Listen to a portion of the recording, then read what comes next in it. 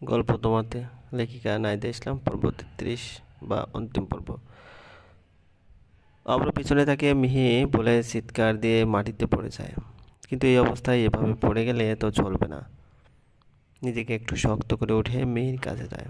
কোলে নিয়ে পাগলের মতো মিহিকে ডাকতে থাকা আর গাড়ি নিয়ে বসে বারবার ডাকে, কিন্তু কোনো কথা বলে না। রক্তে অব্রের শরীর মাখামাখি অবস্থা, কি করবে ভাবতে পারছে না। মনে হচ্ছে কলিজাটা কেউ ছিঁড়ে ফেলেছে। অব্র হসপিটালের গেটের সামনে যেতেই দেখে অপু। মেয়েকে দ্রুত ইমার্জেন্সিতে নেওয়া হয়। অব্র পাগলের মতো করছে, এতটা শক নিতে পারতেছে না। অপুকে ড্রাইভার কল দিয়ে বলেছে পলা কিছুটা দূরে দাঁড়িয়ে আছে। কিছুক্ষণ পর ডক্টর বের হয়, জানায় দ্রুত আইসিইউতে নিতে হবে। মাথায় আর বুকে আঘাত পেয়েছে, যার কারণে শ্বাস নিতে কষ্ট হচ্ছে। মাথায় আঘাত পাওয়ার কারণে চোখে সমস্যা হতে পারে।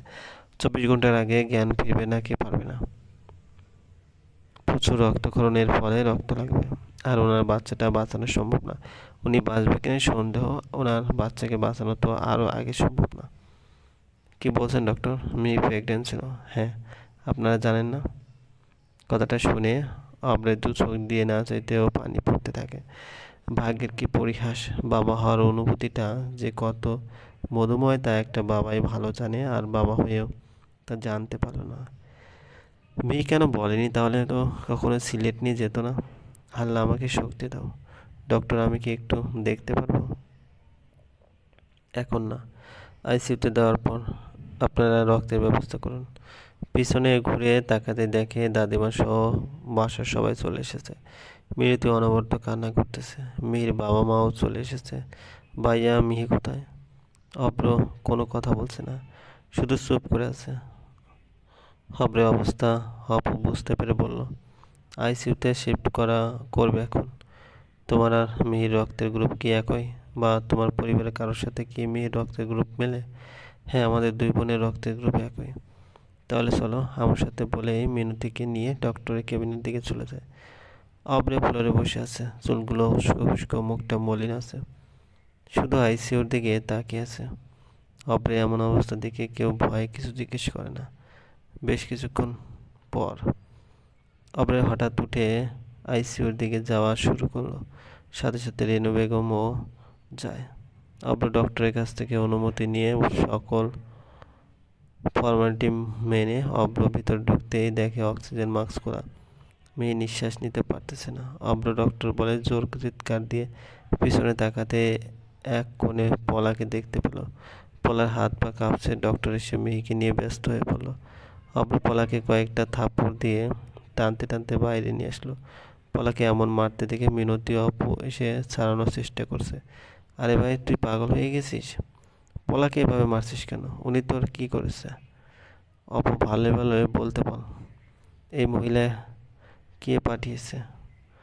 ভয়ে পলা বলতে শুরু করলো, মীরা ম্যাডাম আমাকে টাকা দিতে, অব্র ভাই আর মেয়ের খবর নিয়ে দিতে পারলে।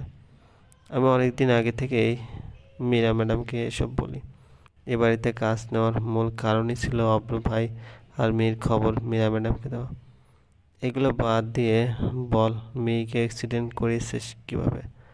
মীরা ম্যাডামের কথা। মীরা ম্যাডাম সব প্রি প্ল্যানিং করে রেখেছিল।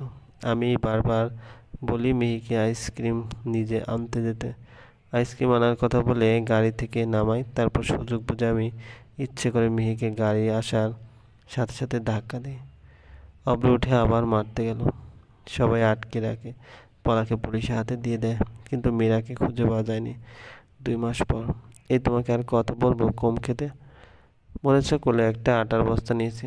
মিহির আগে চোখে তাকাতেই অব্র বলল, তুমি খাবে না কে খাবে টিয়া পাখি? আমি যা আছে সব তোমার জন্য। আজকে রাতেই তোমাকে রেস্টুরেন্টে নিয়ে যাবো টিয়া পাখি, রাগ করো না। শাস্তি আরও বাড়িয়ে দিলাম। যাও, আমাকে কোলে নিয়ে বাগানে যাও। আজকে কোমরটা ভেঙে ছাড়বো টিয়া পাখি। বাংলা তো ভালোই হবে। সারাক্ষণ আমার সামনে বসে থাকবে আর আমাকে ভালোবাসবে। কোমর ভেঙে বসিয়ে রাখবে কেন? তুমি বললে অনন্তকাল আমি তোমার নয়নে নয়নে রাখিয়ে কাটিয়ে দিতে পারি প্রিয়সী। মেয়ে মেঘে হাসি দিয়ে অন্য দিকে তাকিয়ে থাকে। অব্রের শাস্তি চলতেছে। 2টা বাজার আগে অব্রকে অফিস থেকে চলে আসতেছে আসতেছে বলেছে, আর এখনও 4টা বাজে। লেট করে শাস্তি স্বরূপ এখন মেহিকে কোলে নিয়ে সারা বাড়ি ঘুরতে হচ্ছে। বাসায় কেউ নাই, সবাই মেহিদের বাসায় গেছে, শুধু মেহি আর অব্র বাদে। ডক্টর মেহিকে কোথাও যেতে নিষেধ করেছে, পুরোপুরি রেস্টে থাকতে বলেছে, তাও মেহি যথেষ্ট অনিয়ম করে। অবশ্য অব্র সামনে থাকলেও তা করে না। বাচ্চাটা নষ্ট হয়ে গেছে শুনে মেহি অনেক কান্না করেছিল, কিন্তু অব্র সামলে নিয়েছে। আল্লাহ চাইলে অবশ্যই সন্তানের মুখ দেখা হবে। হয়তো এই সন্তানটা ভাগ্যে ছিল না।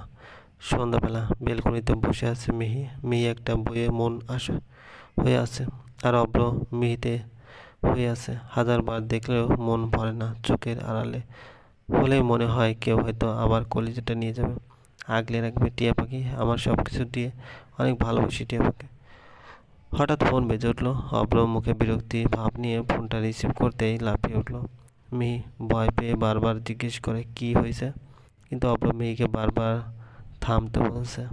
কথা বলা শেষ করে অব্র বলল, মীরাকে পুলিশ ধরতে পেরেছে। আল্লাহ আমার মনের আশা পূরণ করেছে। এতদিনে মীরার উচিত শাস্তি হয়েছে। এগুলো নিয়ে ভাববে না তুমি। তাহলে কি নিয়ে ভাববো টিয়া পাখি? কেন, আমি আছি না? তোমাকে নিয়ে তো আমার ভাবনার সর্বক্ষণই। তা 6 মাসের বেশি তো হলো, এখনো ডিভোর্স দিলে না? উল্টা আমাকে ছাড়া তো এক মুহূর্ত থাকতে পারো না। 6 মাস কি, 6 জন্ম বলে যদি কিছু থাকে তাহলে সেই 6 জন্মেও তোমাকে চাই। মেয়ে হাসি মাখা মুখে উত্তর দিল, ভালোবাসি অব্র। আমিও। প্রত্যেকটা মুহূর্ত তুমিময় কাটাতে চাই, প্রত্যেকটা মুহূর্ত তোমাতে এভাবেই সারা জীবন তোমাতে হয়ে কাটাতে চাই বলেই কপালে ঠোঁট ছুঁয়ে দিল। সমাপ্ত। গল্পটি প্রথম থেকে শেষ অবধি যারা পড়েছেন অবশ্যই আজকে একটা কমেন্ট করে জানিয়ে দিবেন গল্পটি আসলে কেমন হয়েছিল।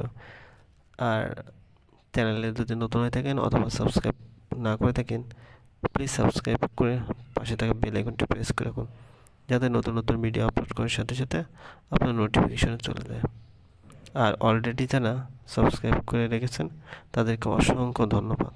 ভালো থাকবেন।